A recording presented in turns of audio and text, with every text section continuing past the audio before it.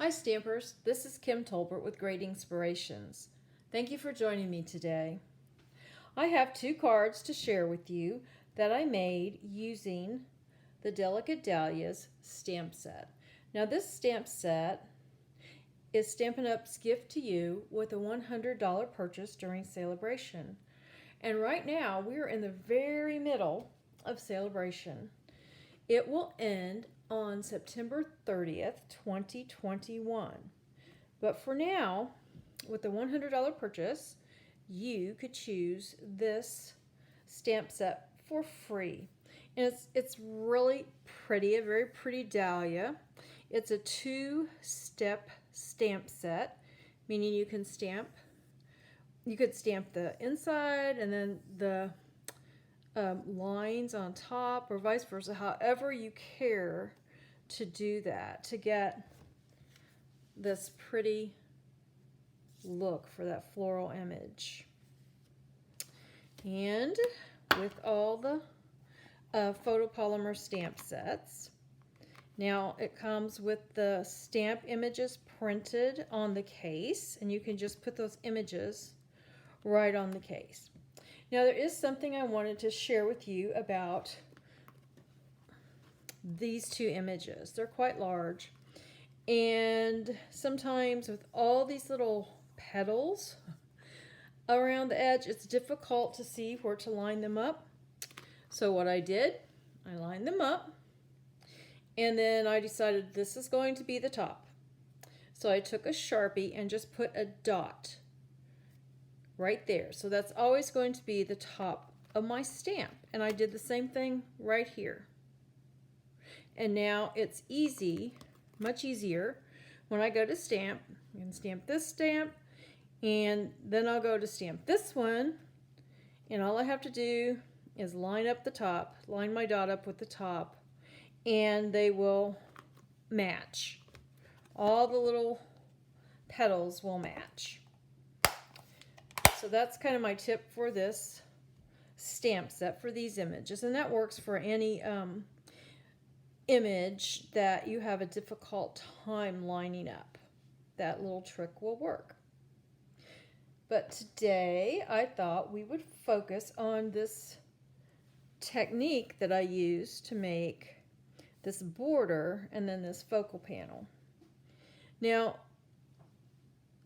this is simply the inside of this. This frame was around here. I just cut it with one of the stitch rectangle dies.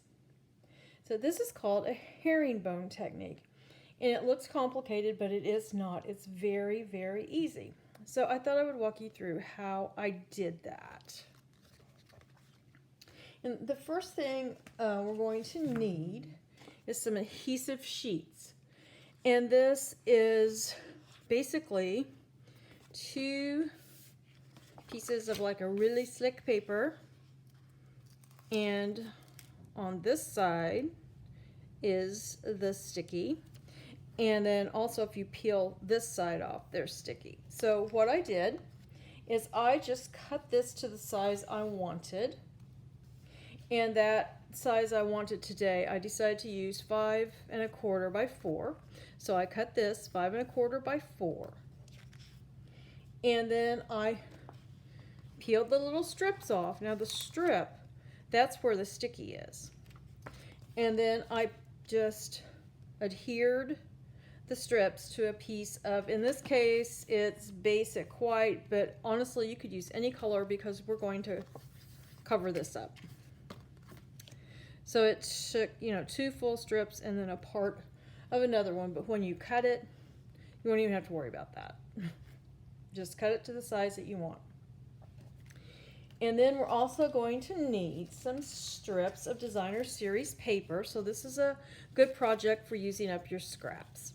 And in this case, I am using the Harvest Meadow designer series paper that is in the current mini catalog. And I don't know if you've seen it, but here it has some really pretty designs. It goes with the Nature's Harvest stamp set, or coordinates with it. Some really nice fall colors.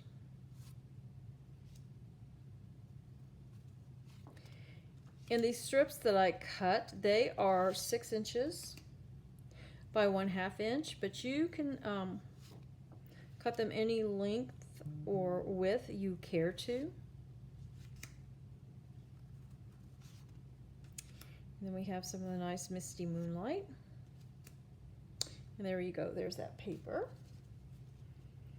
And as I said, here's the strips. And like I said, I cut them, they're about 1/2 inch by 6 inches. Now the first thing I'm going to do, let's see, I need to get out my craft sheet, the silicone craft sheet, and then we'll peel. Well, we won't peel that off.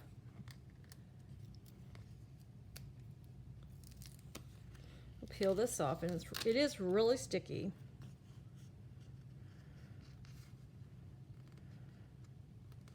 There we go.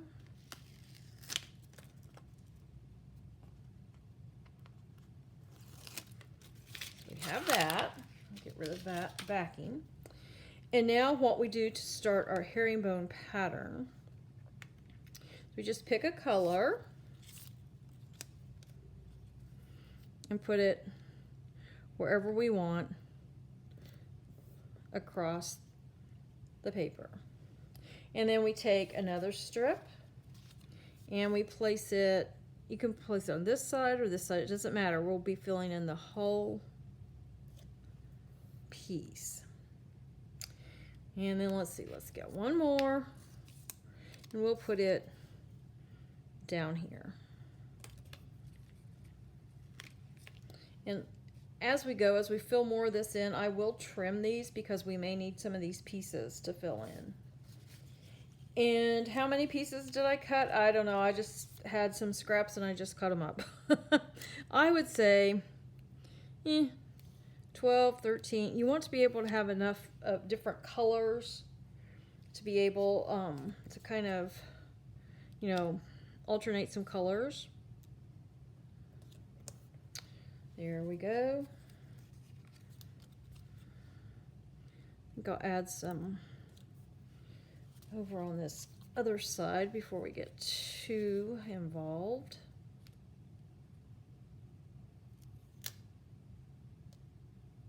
You just keep going, filling in.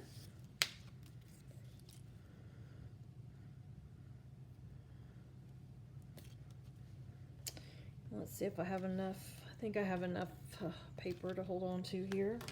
We'll get the paper snips. We'll trim these off.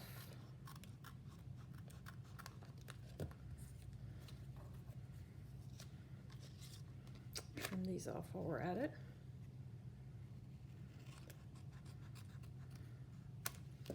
There we go. And let's see, what other color might we need, or other, yeah, we could use some of this over here.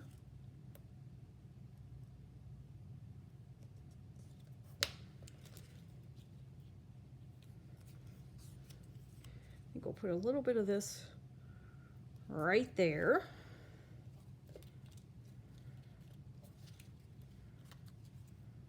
I'm not sure. Yep, that fits. And that's how you just keep going and filling in.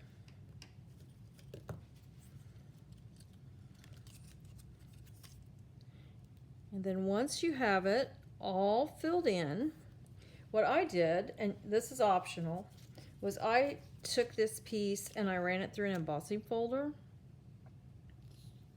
I used the time-worn type. And it's a little hard to see, but what that does, in my opinion, it really presses this paper into the adhesive. So let's see, keep going a little bit longer here. Just keep filling in. I think I need to trim, I need some more of the, I think it's, what is it, soft succulent. I'm lacking. There we go. Get a little bit of the soft succulent going.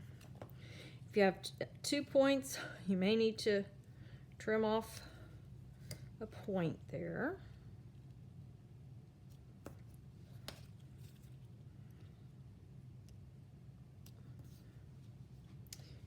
And what else don't we have? Haven't we used?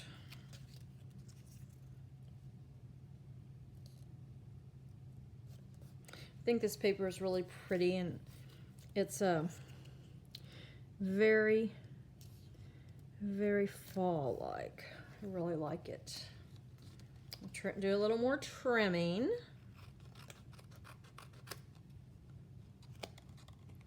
Need to go up this way a little.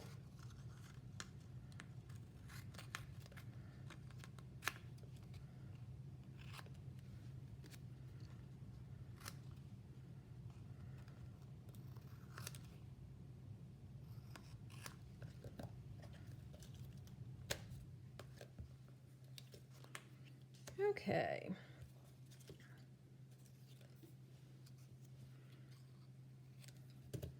Put this right here.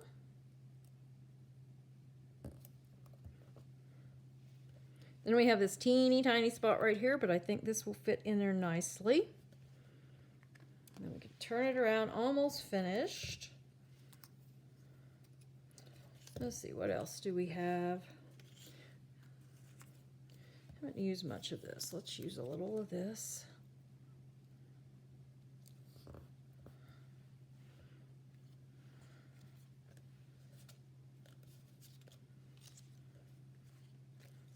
Yeah, we just use that.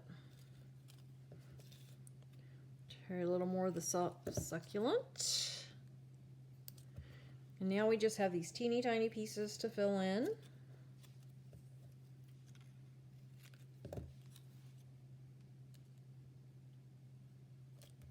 Right there. I'll trim this a little bit before we finish it off.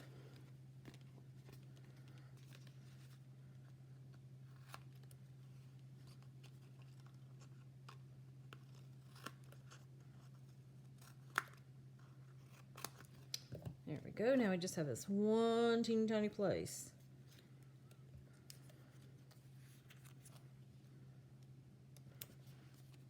And honestly, as long as you just keep laying your pieces down, there is no actual right or wrong. I mean, just as long as you're happy with how it turned out. Let's get all these out of our way. And there we go.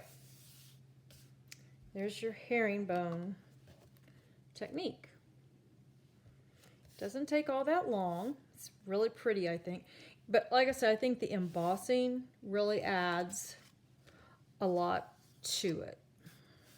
It almost makes it look like it's quilted. So there we go. There's the herringbone technique. And here are the 2 cards I made with the Delicate Dahlias.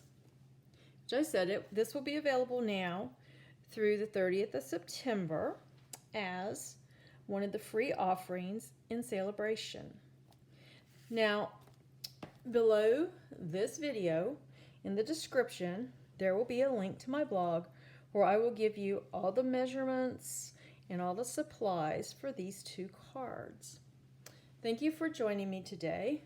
If you've enjoyed this tip and this tutorial on how to make this herringbone technique background, please give me a thumbs up. And if you have not, I invite you to subscribe to my channel.